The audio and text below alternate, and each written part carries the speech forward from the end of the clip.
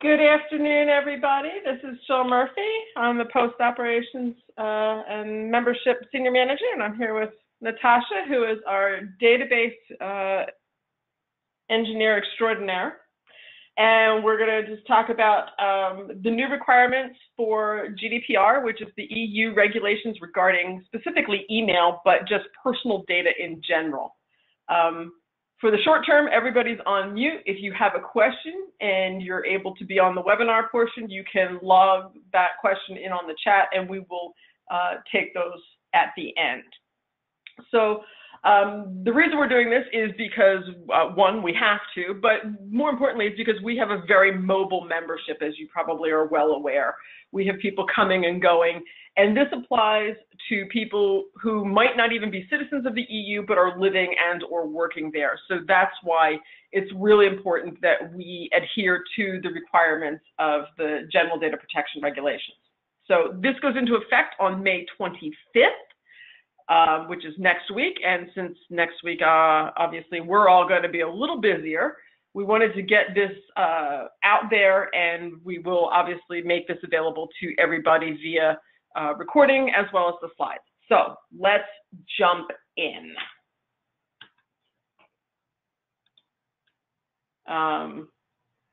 Okay, so, and then follow-up questions, you can send them to me or Natasha, and we will get you an answer if you think of something after the fact. So here we go. Okay, I'm going to let Natasha just sort of talk about this. She's done the most research on what the GDPR is and how do we manage it for SAME to make sure that we are in compliance. Okay, hello everybody. I am Natasha, and I'm going to run through this pretty quickly. You are all on mute, as Jill mentioned, so if you have questions, put them into the chat, or we will unmute at the end if you want to ask questions. So the General Data Protection Regulation, the GDPR, is a regulation that came about in the European Union because of the fact that too many people were getting spammed and too much data was passing without any kind of privacy protection. This applies to everybody who is living in the EU, who is working in the EU, so it doesn't have to be necessarily a European citizen. It could be an American who is stationed over there or who is over there working. Also, right now, this only applies to the countries that are part of the European Union and the United Kingdom, regardless of Brexit. And so even though we don't necessarily have to abide by it, we have to abide by it for all of our members that are currently in the EU. Also, because of all the Facebook stuff that's going on right now, there's a very good chance that similar stuff like this is going to come to the States before very long. I know that Canada is already putting into place privacy concerns, so that we're going to have to follow them as well. Yeah, we've got roughly 700 members that are overseas, and then more that come and go. So clearly this is important to our membership. Okay, so what's considered personal data? Personal data is anything that can identify an individual, including name, address, phone. The only thing that we really collect that's sensitive is the date of birth. We do not store in any way credit cards, so even though people pay us with a credit card, that information is not stored. We also do not collect information about race, religion, any kind of medical stuff. So really our only sensitive information is date of birth. However, all the other things that we collect is considered personal data. So the European Union is made up of 28 countries. This slide shows those in red where we have SAME members. And again, the United Kingdom is part of this regardless of what happens with Brexit. The GDPR applies to basically three types of people: customers, which is all our members; employees, which is our staff. Luckily, we do not work in, like, our headquarters is here in Alexandria, so there's no issues really for the employees. And the third parties, which is basically all our posts, they're considered third parties. All of any kind of events and workshops being held in Europe, that's considered third party. Any kind of committees that handle information that we collect and then pass through. And then also, whenever we go to an event and we give out exhibitor or registrant lists, those people who take those lists are considered third parties. In addition, the folks like ClearVantage and eShow that handle all of our registration and membership data, they are also considered third parties. So basically, there are 12 aspects to the GDPR. Number one is you have to have a legitimate reason to collect the data. So for instance, we collect birth dates, and we have a legitimate reason for that because we have a young member special dues rate. We also have a young member council, and we need to know who our young members are. However, if we started collecting information like political affiliation, that has really no legitimate basis because we do not lobby, we have no political affiliation. So that is an example of data that we cannot collect because we do not have a legitimate basis. Number two is data storage. So it is up to us to make sure that the data is kept safe and secure, that we have management processes in place, and that we have standard procedures. In addition, we are supposed to delete and archive any data that we no longer need. So we can't really keep members on our rolls for years and years after they have dropped because we have no reason to hang on to them. So as part of this, we've been cleaning up our data. We've been keeping people's names so that we can say, yes, they were members from this date to that date, but we remove all the address, phone, email information. What are your rights as an individual? Your individual rights is that if somebody takes your data, you can ask them for it. They have to give it to you. You can tell them that you restrict the data, you don't want them to use it a certain way, and also you have the right to have all your data deleted.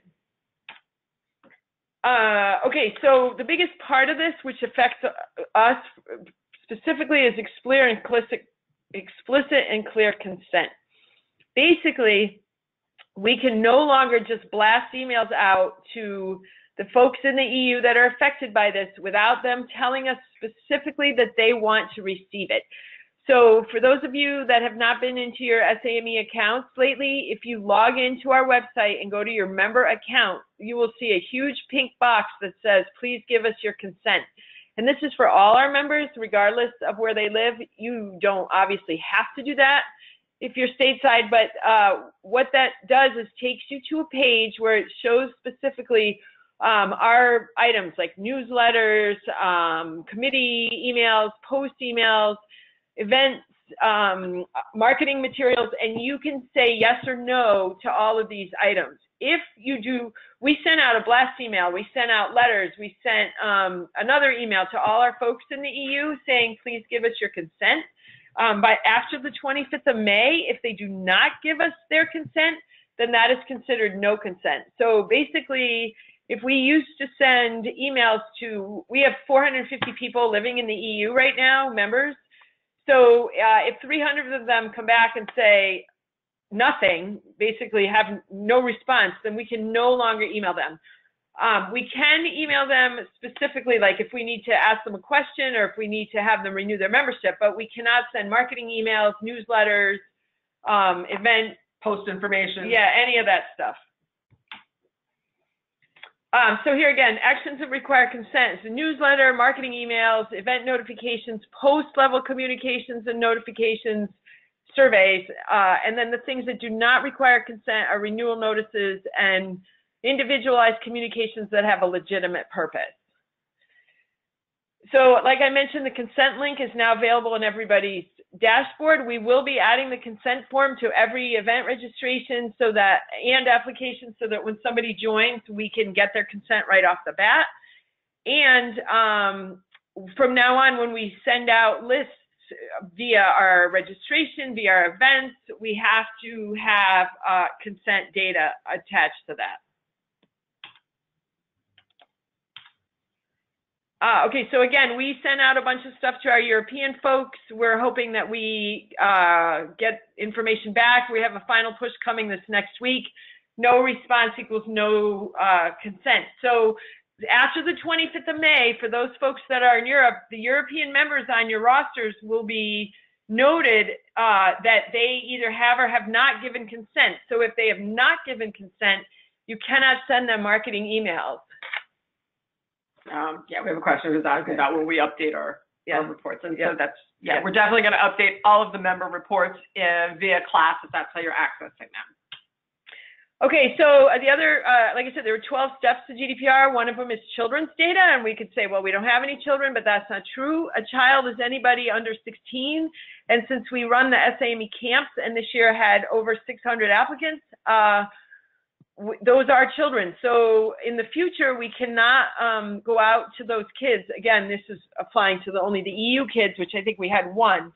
But those kids have to, they can't provide consent. Their parents have to provide consent for us to contact them. Privacy notices. We do have a privacy notice on our website. Privacy notices have to be transparent, easily accessible, have to explain what we do and why. Our privacy notice is at this link, and then also if you go to our homepage and scroll to the bottom, there's a link, and that link shows up on every single web page that explains our privacy. Data breaches is obviously an issue nowadays. Basically, this portion of GDPR states that within 72 hours we have to notify everybody if there's a data breach, and we have to have steps in order to basically stem the breach. Again, the only information that we keep that's very sensitive is birth dates. Okay, so the next three items, basically, I didn't put a lot about them because they do apply to us, but they're not really that, the impact is not that great. Basically, privacy by design means that you have to include privacy in anytime you bring in new systems. You have to do an impact assessment anytime you bring anything new online, and then you're supposed to have a data protection officer, but because of our size and scope, we do not need to have anybody specifically designated as a data protection officer. Okay, third-party management. This is pretty big. Vendors who manage our database and our event registrations. Our two biggest ones are Euclid, ClearVantage, and eShow. They, not so much eShow, but Euclid has already signed a memorandum of agreement with us because in the event of some major breach, we are both all liable. So Euclid is on top of it, and like I said, we've signed a MOA, and we kind of all know what's going on. With the event registration, we're working on that piece as well. The other third-party management is going to be councils and committees, where we're going to have to go out to the committee chairs and explain to them, which I think Jill's done already, what it is that they can and cannot do after the 25th with our EU members. Also with the posts. On the post side of it, we are going to designate in class those people that have either said no or have not provided consent. And what we probably end up doing is if they have said no to everything or have not provided consent, they're going to be listed by name, but not by any kind of contact information. Also, anyone we give our mailing list to. So for instance, now you go to a conference and it says, would you like to be in the attendee list? And we sometimes give our list of attendees to our exhibitors or to other people, and we're going to have to put a disclaimer there that, you know, this has to comply with GDPR. They can't just go out and send those lists. And also when people register now, they have to say, we have to tell them that your name could be given to this exhibitor, and they may or may not reach out to you for marketing purposes. Okay, awareness is number 12. So awareness, we had a big staff all hands meeting. We've put out all sorts of notices, and we will be doing this pretty much all the time from now on. And this will be a big item also at the Post Leaders Workshop. Okay, so what is not allowed under GDPR? Basically, you cannot do a pre-ticked opt-out, opt-in form. They have to consciously opt in. We can't just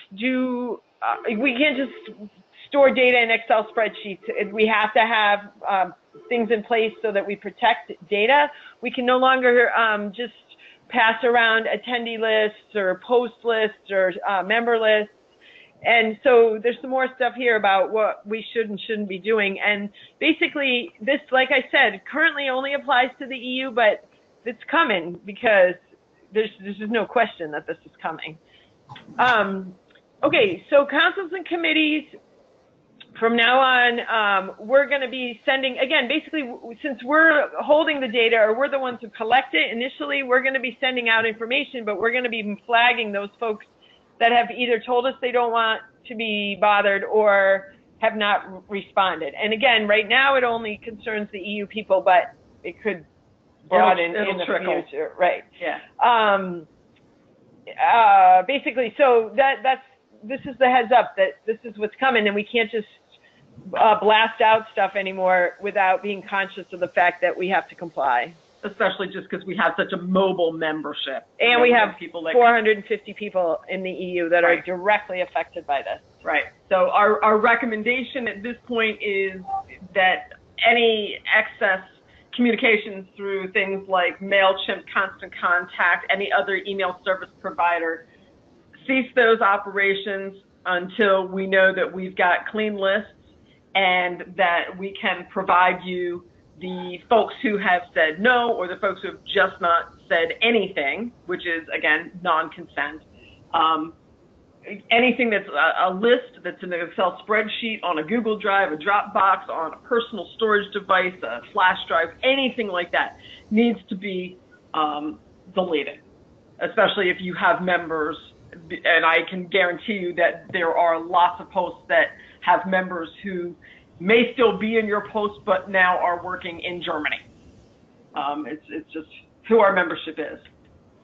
On the post side, same sort of thing. Our class will only include the names, but nothing more if they haven't opted in or given consent. The recommendation is that strongly that you pull a new roster anytime you're going to send an email communication. And again, existing lists should be eliminated from anywhere that they could be accessed by multiple people and that we know are not guaranteed as clean. Anything else you could add there? Okay. Okay, so I didn't know. It's not a defense. It never is. Penalties are severe. It's 20 million euros, like you said, or 20% of your revenue, whichever is greater. So we're in the 20 million euro category. You know, people say, well, nobody's going to turn us in. Okay, maybe, but the bottom line is we do have Europeans, we do have folks in the EU, and we do have to comply with this.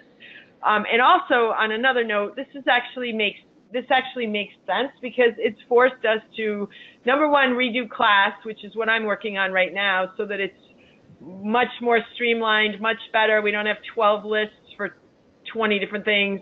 The other thing is I think that it's forcing us to clean our data, and it's also kind of giving people the chance not to be pestered all the time by things that they don't want to receive. Right, yeah. For those people who are never going to come to a national event, of which we know there are people out there, they'll have the option to say, you know what, I only want to get stuff from my post and I only want the newsletter and I don't want anything else, and that's okay.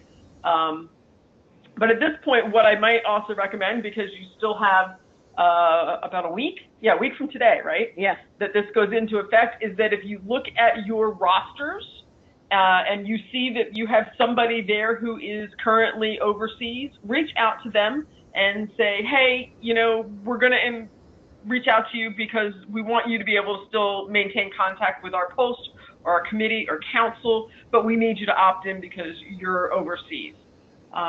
So I would encourage you to do that because once this goes into effect, all those people are just going to sort of disappear in terms of contact information from any of the rosters. So with that, let's go to unmute folks, and let's see, we've got a couple of questions. Let's see, consent. Does the consent for post email show up on class lists for which posts used for distribution? Okay, the answer to that is it doesn't today, but it will, because you need to know that in order to send post things out. Yeah, okay. The next one is a comment. See this as being a potential obstacle to tracking non-members. Camps and students, we actually do track. If they go to a national camp or they're a student member, we absolutely do track them, so we will obtain consent for those folks. Scholarship winners, honestly, we give away almost $1 million every year in scholarship money to students. I would absolutely love it if every post that did that sent us the name and information of that student who won a scholarship from your post, and we can put that in our database, and then we can track them and we can get consent, and then it's not an issue. But to date, that hasn't happened. Anyone else have a question? I have a question about the scholarship winners. Sure. If we don't send the names to you and you track them before we send them the notice for coming to a luncheon to receive their scholarship and be recognized, do we need to get that kind of consent? Or as long as that's an individual email, we would like to invite you to our next luncheon, then those individual emails don't matter. Is that correct? Yeah, yes. If you're sending someone a specific email to them saying you have won a scholarship and we would like to invite you to lunch, that is a legitimate purpose, and there's no reason that you can't do that. What you can't do is blast out, all the high school members or whatever that you might have and say, hey, we're having a lunch, come have lunch with us. Okay. So it's more geared towards marketing than it is towards something specific, like you won the scholarship, we need you to come to lunch. That's not a problem at all. Or a camper who maybe has gone to camp and you've sponsored them at the post level and you want them to come back and brief you about their experience at camp. That's absolutely legitimate. You can contact them and say, hey, love to have you come to our August lunch and talk about your camp experience. Totally okay. Now, right now, for people getting our newsletter, we have a thing on our website that's this is Jeff Leonard at Kitty Hawk Post, by the way. We have a place on our website where they can sign up and ask to receive the newsletter every week, or the email blast, whatever we call that thing. Is that the same as consent? It is, as long as if somebody ever came back to you and said, hey, how come you're sending me the newsletter? Then you can come back and say, because you said you wanted it. Do you know what I mean? Like, if you can show that they said, yes, I want it, then yes, that is consent. Okay, great. And the thing is, with Kitty Hawk, like, if it's somebody in, close to you guys in Ohio, it's no problem. If it's some guy stationed in Rhine, Maine, then that's the problem. Today. Right. And we still have some folks who have gone to Germany. They want to still get the news blast or the email, and so they've stayed as a member, but that's where we're going to have to know, because we download the roster before we send out the blast each month, and we're going to have to know if they're allowed to receive that, and that's what you're going to track on the membership roster now? Yes, we have set up a thing. As a matter of fact, if you were to log into your account at SAME.org, and go to your member account, there's a big block that shows up right away that says, please provide your consent. And if you look in there, it shows all the different things that you can say yes to. And then that goes into our database so that for any individual, we can pull up and see what they've said yes and no to. So I'm going to have to indicate on the rosters who said yes. Right. Okay. And it'll only be the Europeans for now. Right. Gotcha.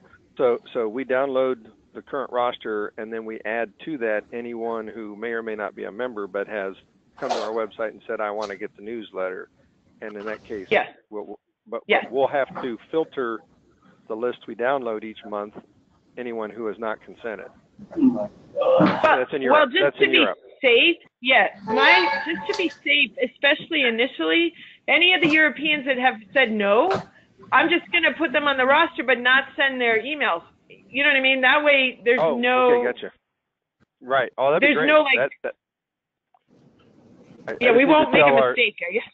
Yeah, I just need to tell our communications folks and our membership folks that if you download the roster and there's no email, they're in Europe and they haven't consented. So don't start sweating that a lot. So I appreciate it. Right. To the person who asked about slides, yes, absolutely. The slides, the recording, everything will be available. We're going to push this back out to people who were not able to join us today because we see this as a very important thing that our community council chairs as well as our post leaders should know about. And as Natasha said, we're going to talk about this post leaders this summer. Okay. Go ahead. Hey, I missed the beginning, but this is mostly focused on EU then, right? Is that what I understand? This is 100% on EU because it is 100% an EU regulation. But okay. And it applies so it applies to a person living in the EU or an EU resident? Yes. Both. or just working there. You go to work for 2 weeks, a month, even though you're a U.S. resident or citizen, it doesn't matter.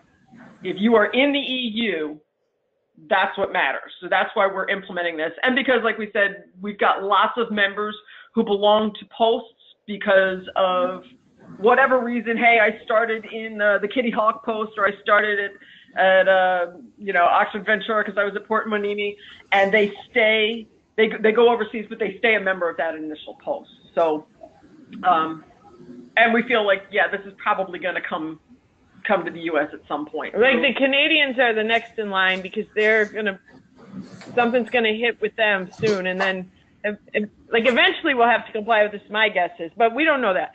The bottom line is, right now this affects the 450 members that we have in the European Union. Okay.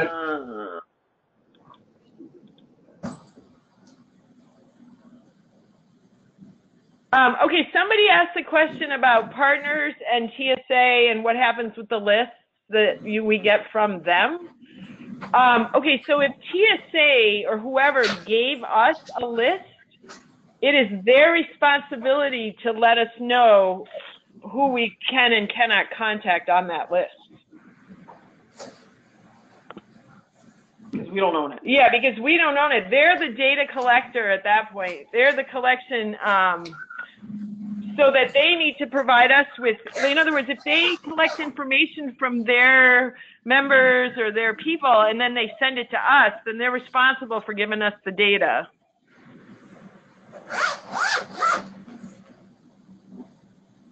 And somebody asked, how will the slides be made available? I believe via web link, correct? Yeah, we'll get them on the web. They're actually already in the Post Resources Center as a PDF, but I'll put it in my next communication to all the post leaders, which will probably be at this point after JETC, but the recording will be on our YouTube channel. It'll be linked on our website. We're going to make this available as widely as possible so everybody can view it.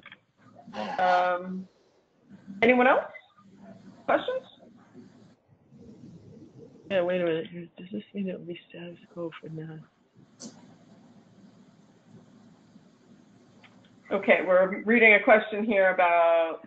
It says, does this mean it'll be status quo for non-EU